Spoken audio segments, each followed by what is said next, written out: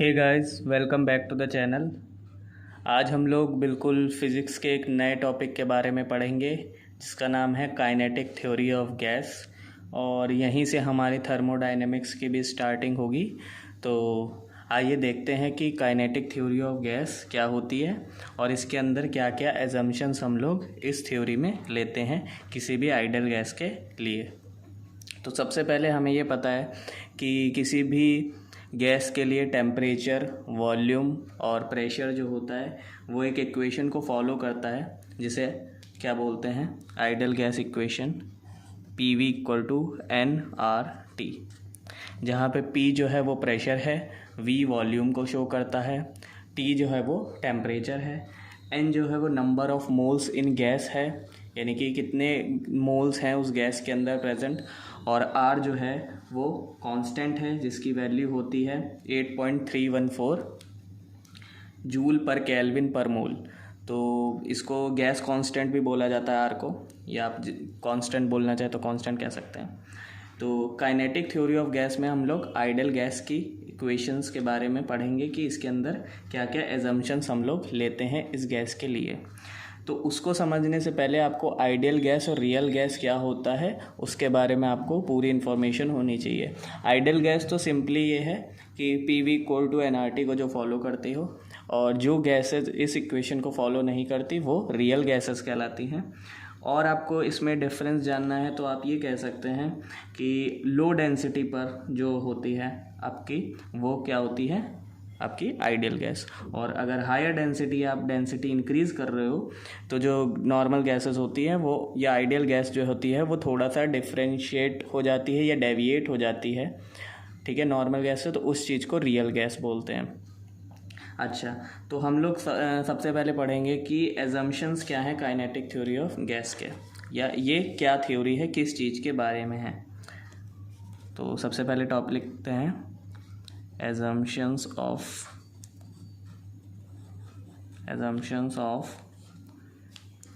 kinetic theory of gases।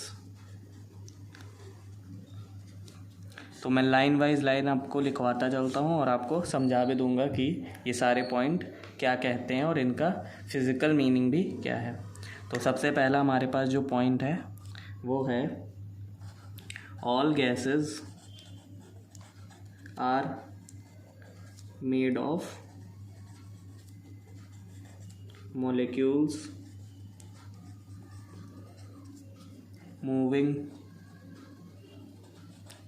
randomly in all direction।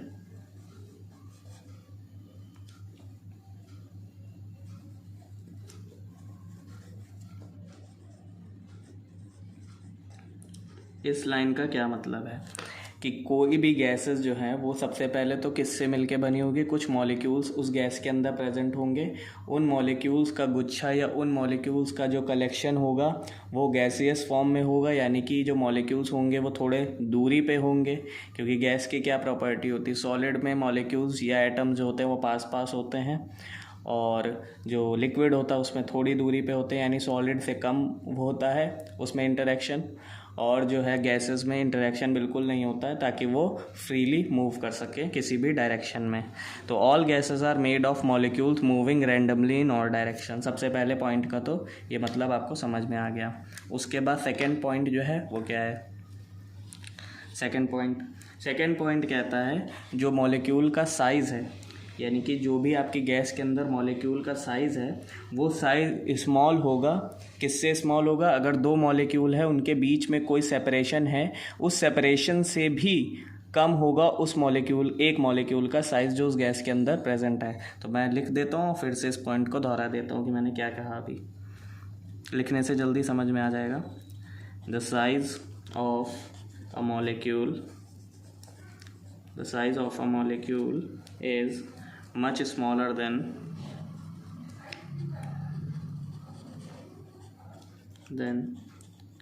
the separation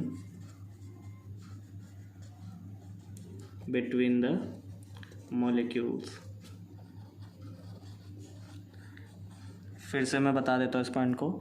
the size of a molecule is much smaller than the separation between the molecule, यानी दो molecules के बीच का separation, दो molecules के बीच का जो separation है ये सेपरेशन जो है, ठीक है, या इंटर मॉलिक्यूलर सेपरेशन जो है, उसके सेपरेशन से भी कम वॉल्यूम का ये मॉलिक्यूल होगा। जो इसका साइज़ हो गया, वॉल्यूम होगा इस मॉलिक्यूल का, वो इस सेपरेशन से भी कम होगा।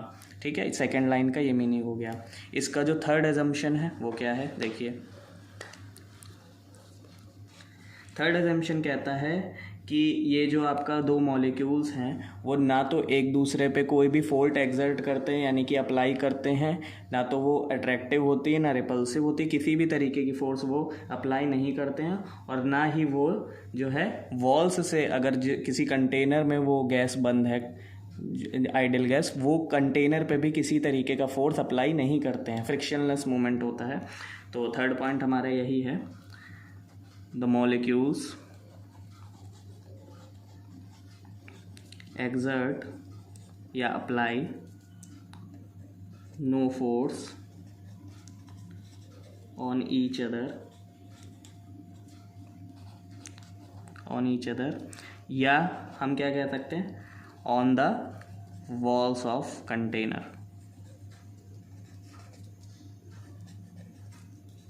on the walls of the container। कब, जबकि कोलिजन ना हो रहा हो। जब कोलिजन होगा तभी वो फोर्स अप्लाई करेगा, यानी कि सिर्फ कोलिजन को छोड़ के, एक्सेप्ट क्या, कोलिजन। इस पॉइंट को हम लोग फिर से रिवाइज करते हैं, क्या है, the molecule exert no force on each other और on the walls of container, यानी कि जो मॉलिक्यूल्स होते हैं वो एक दूसरे पे किसी भी तरीके का फोर्स एक्सर्ट नहीं करते हैं, और ना ही वो कंटेनर, जिस कंटेनर में बंद होंगे ये मॉलिक्यूल, उस पर भी किसी भी तरीके का फोर्स एक्सर्ट नहीं करेंगे। ये कंटेनर है, इसके अंदर कुछ मॉलिक्यूल्स हैं, ठीक है, गैस के, तो ये एक दूसरे पे भी किसी भी तरीके का फोर्स एक्सर्ट नहीं करेंगे, और ना ही ये कंटेनर जो है इसके ऊपर किसी भी तरीके का फोर्स जो है बाहर की तरफ लगाएंगे, एक्सेप्ट ड्यूरिंग कोलिजन। कोलिजन के वक्त ही ऐसा होगा। कोलिजन कब होगा वो अगले नेक्स्ट पॉइंट में देखेंगे, जब दो मॉलिक्यूल्स आपस में टकराएंगे तो उसे कोलिजन बोलते हैं। अब देखिए नेक्स्ट पॉइंट जो है हमारा वो क्या कहता है, फोर्थ पॉइंट, कि किसी, मतलब मान लीजिए कि आपके पास दो मॉलिक्यूल हैं, उन मॉलिक्यूल के बीच में जो है वो क्या हुआ, कोलिजन हुआ।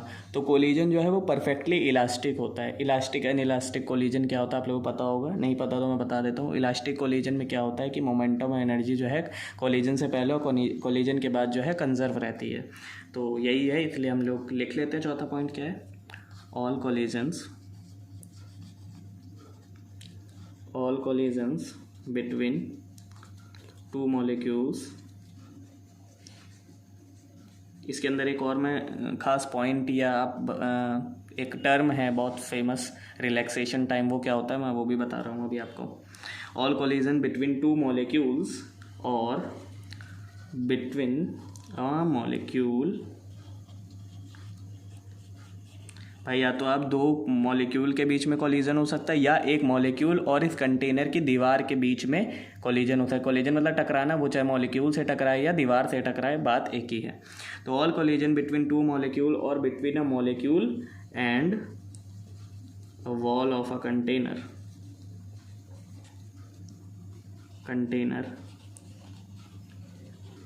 Is perfectly elastic. ठीक है, और एक पॉइंट हम लोग लिख सकते हैं कि द टाइम स्पेंड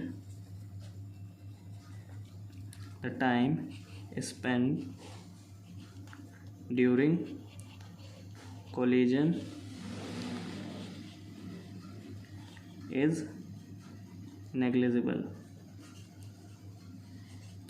इसका क्या मतलब हुआ इस पूरे पॉइंट का, कि या तो कोलिजन दो मॉलिक्यूल्स के बीच में होगा या एक मॉलिक्यूल और कंटेनर की वॉल के बीच में होगा। इस तरीके के कोलिजन जो है वो परफेक्टली इलास्टिक होंगे, यानी कि इस तरीके के जब कोलिजन्स होंगे तो वो एनर्जी या मोमेंटम जो होगा उनका टकराने से पहले और टकराने के बाद सेम होगा, और वो बाहर एटमॉस्फेयर से किसी भी तरीके के एनर्जी या फोर्स या किसी भी तरीके की जो क्वांटिटी होगी उसका आदान प्रदान नहीं हो सकता है। तो ये परफेक्टली इलास्टिक होगा, और जो कोलिजन के बीच में समय लगेगा वो नेग्लिजिबल है, यानी उसको नेग्लेक्ट हम कर सकते हैं। वो इतनी फास्ट होता है कि आप उसे काउंट नहीं कर सकते उस समय सीमा को। ठीक है, तो एक लास्ट पॉइंट हम लोग और लिख लेते हैं और देखते हैं कि वो क्या है।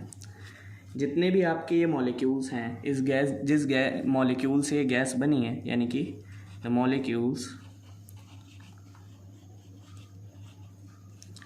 Obeys Newton's laws of motion, laws of motion,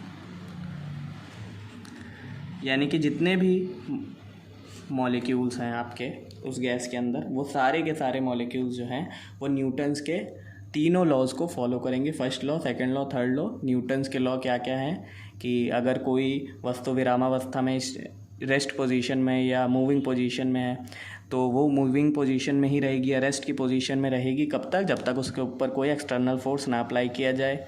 या सेकंड है F=ma, न्यूटन सेकंड लॉ। और थर्ड है कि every action has an equal and opposite reaction. तो ये तीनों लॉज को जो है वो फॉलो करेगा ये मॉलिक्यूल्स, यानी कि अगर वो मॉलिक्यूल कंटेनर की दीवार पे टकरा रहा है तो वो दीवार भी उसके ऊपर equal and opposite force apply करेगी। इस तरीके से जो है, जो कि ये थर्ड पॉइंट कहता है कि कोलिजन के वक्त ही ऐसा नहीं होगा। मॉलिक्यूल एक्सर्ट नो फोर्स, आपस में जो है वो फोर्स नहीं लगाएंगे, लेकिन जब दीवार पे टकराएंगे तो वो दीवार भी उस पर दोबारा फोर्स लगाएगी, यानी कि कोलिजन के दौरान जब कोलिजन होगा तब वो फोर्स अप्लाई करेगा, यानी कि न्यूटन के थर्ड लॉ को वो लोग मानेंगे।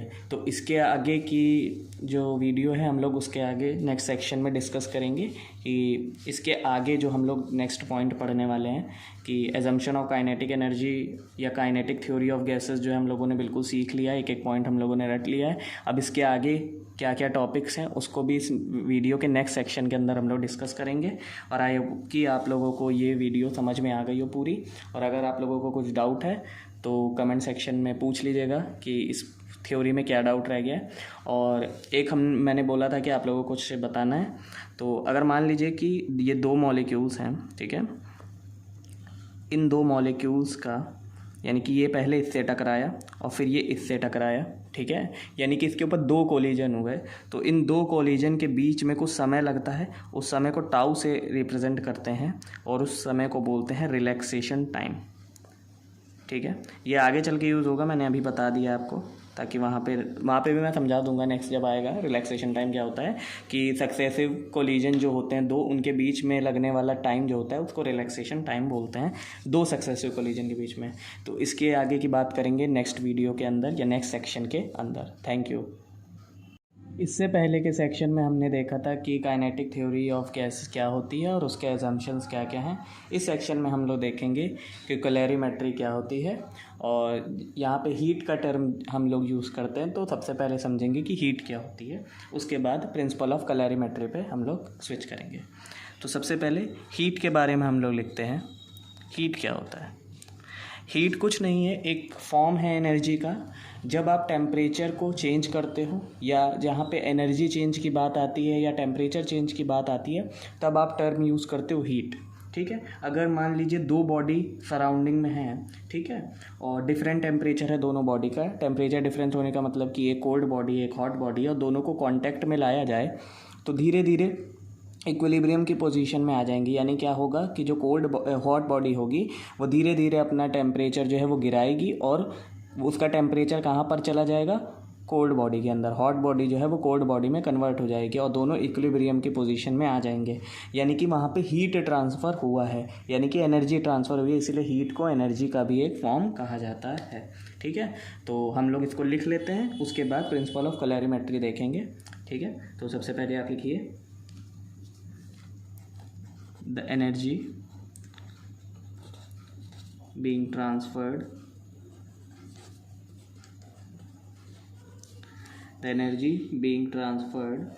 between two bodies or between adjacent मतलब एक जैसी adjacent part of a body as a result of temperature difference is called heat। तो सबसे आसान डेफिनेशन यही है हीट की। क्या है कि energy being transferred between two bodies और between adjacent part of a body as a result of temperature difference is called heat. तो मैंने भी आपको यही बताया था कि जब दो बॉडी कांटेक्ट में लाई जाएंगी तो एनर्जी जो है वो ट्रांसफ़र होगी दो बॉडी के बीच में। कैसे ट्रांसफ़र होंगी? ठंडी बॉडी से गर्म बॉडी में नहीं होगा, किस में होगा? गर्म बॉडी से ठंडी बॉडी में ट्रांसफ़र होगा हीट का। और जब हीट ट्रांसफ़र होगी तो दोनों बॉडी इक्विलिब्रियम की पोजीशन में आ जाएंगी, या ये कहा जाए कि हीट जो है वो एक्सचेंज हो जाएगी गर्म बॉडी से या हॉट बॉडी से कोल्ड बॉडी की तरफ। ये सिंपल सी डेफिनेशन थी हीट की। अब हम लोग देखेंगे कि हीट की एसआई यूनिट क्या होती है। तो हीट जो है एनर्जी का ही एक फॉर्म है, और एनर्जी की जो हम लोग एसआई यूनिट जानते हैं वो क्या है? जूल। तो हम लोग हीट की भी एसआई यूनिट क्या लिखेंगे? जूल। ठीक है, कैलोरी भी लिखी जा सकती है। एक कैलोरी भी इसकी जो होती है कैलोरी, या हम बोल सकते हैं जूल। ठीक है, सबसे पहली चीज़। इसके बाद अगर हम लोग एक कैलोरी की बात करें कि एक कैलोरी किसे कहा जाता है, तो इसकी डेफिनेशन में पहले लिख देता हूँ, फिर आपको समझाता हूँ कि कैलोरी क्या होती है। द अमाउंट ऑफ हीट, यानी कि आपको पता तो होना चाहिए ना, हीट को कैलोरी में नाप रहे तो कैलोरी किस चीज़ को कहते हैं। भाई हीट ही है एक तरीके से, लेकिन कोई अमाउंट होगा ना। जब यूनिट है, यूनिट मतलब कोई अमाउंट उस चीज़ का। The amount of heat needed to increase the temperature of 1 gram of water from 14.5 degree centigrade to 15.5 degree centigrade at a pressure of 1 atmospheric, at 1 atmospheric pressure is called 1 calorie। क्या हमने बताया? देखिए, यानी कि किसी भी पानी में 1 ग्राम पानी मान लीजिए है आपके पास, तो उसका टेम्परेचर 14.5 डिग्री से 15.5 डिग्री तक ले जाने के लिए 1 ग्राम पानी का आपको जितनी हीट चाहिए होती है, ठीक है, उस हीट को 1 कैलोरी कहा जाता है। ये इसकी स्टैंडर्ड डेफिनेशन है, आपको यही याद करनी पड़ेगी पेपर में लिख के आने के लिए। उसके बाद हम लोग देखते हैं कि प्रिंसिपल ऑफ कैलोरीमेट्री क्या होता है।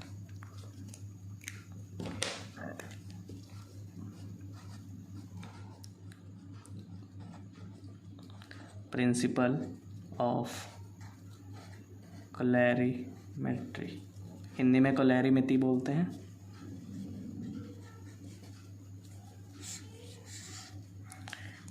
ठीक है, तो क्या होता है देखिए, तो कैलोरीमीटर जो होता है वो सिंपल सा एक डिवाइस होता है। ठीक है, एक वेसल होता है जो कि कॉपर से या उसके एलॉय से बना होता है, और उसके अंदर क्या होता है, उस चीज़, उस पूरे सिस्टम को या कैलोरीमीटर जिसे बोला जाता है उसको एक वुडन बॉक्स में रख दिया जाता है।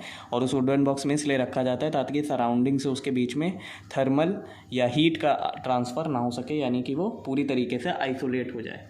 ठीक है, तो जब दो ऑब्जेक्ट लिए जाते हैं डिफरेंट टेम्परेचर के, ठीक है, और उनको कांटेक्ट में लाया जाता है, उस कैलोरीमीटर भी उसके उन दोनों के कांटेक्ट में होता है, यानी कि दो ऑब्जेक्ट और प्लस कैलोरीमीटर, उन दोनों तीनों चीज़ें जो हैं एक दूसरे के कांटेक्ट में रहती हैं। तो क्या होता है कि जो हॉट बॉडी है वो धीरे धीरे अपनी हीट ट्रांसफ़र करती है कोल्ड बॉडी की तरफ। ठीक है, और वहाँ पे एक टेम्परेचर स्केल भी लगा रहता है जहाँ से हम लोग नाप सकते हैं कि कितने नंबर या कितनी हीट जो है वो ट्रांसफ़र हुई है कोल्ड बॉडी की तरफ। तो प्रिंसिपल क्या कहता है कैलोरीमिति या कैलोरीमेट्री का? ठीक है, तो वो लिख लीजिए, the principle of calorimetry stated that the total heat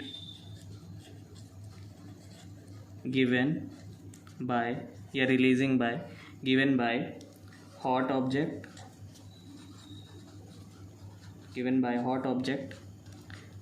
बराबर होगा equal to the total heat absorbed by या received by, total heat received by the cold या कूलर ऑब्जेक्ट। वही हीट के कॉन्सेप्ट से ये प्रिंसिपल बना है कि कैलोरीमीटर और दो ऑब्जेक्ट जब हैं, जो कैलोरीमीटर का पूरा एक अपरेटस है आपके पास, या जो उनका वेसल या जिसके अंदर भी वो रखा जाता है, उसके साथ हमने दो ऑब्जेक्ट लिए जो कि कोल्ड ऑब्जेक्ट था और हॉट ऑब्जेक्ट था। तो कैलोरीमेट्री का प्रिंसिपल ये बताता है कि जो टोटल हीट हमारे पास आएगी वो कैसे आएगी, हॉट ऑब्जेक्ट से वो हीट ट्रांसफ़र करेगी और कोल्ड ऑब्जेक्ट की तरफ जाएगी, ठीक है। और उस हीट, वो जितनी भी हीट ट्रांसफ़र करेगा वो हम लोग स्केल में नाप लेंगे। तो यही है जो है प्रिंसिपल ऑफ कैलोरीमेट्री, ठीक है। ये पेपर में बहुत ज़्यादा पूछा जाता है। हीट के डेफिनेशन तो डायरेक्ट लिखने के लिए नहीं आती, लेकिन डिफाइन 1 कैलोरी ये बहुत बार पूछा गया है बोर्ड्स के एग्ज़ाम में, ठीक है। तो ये आप लोग ज़रूर याद कर लीजिएगा। और आई थिंक आप लोगों को ये टॉपिक समझ में आ गया है। इसके बाद हम लोग बहुत ही इंपॉर्टेंट टॉपिक की तरफ स्विच करेंगे जिसका नाम है स्पेसिफिक हीट। स्पेसिफिक हीट में बहुत लंबा टॉपिक है और बहुत आसानी से आप लोगों को समझा दिया जाएगा, लेकिन उसके अंदर डेरिवेशन भी कराया जाएगा, उसकी थ्योरी भी करवाई जाएगी और उसके ऊपर न्यूमेरिकल बहुत ज़्यादा पूछे जाते हैं। इतना कोई कठिन टॉपिक भी नहीं है जितना हम बता रहे हैं, बहुत ही ईजी टॉपिक है, लेकिन थोड़ा सा लेंदी है वो टॉपिक। तो उसको समझने के लिए उसके अंदर कई सारे मॉडल भी हैं। आइंस्टाइन ने मॉडल दिया था और डिबाई ने मॉडल दिया था स्पेसिफिक हीट के ऊपर, ठीक, अलग अलग मेटल्स के लिए।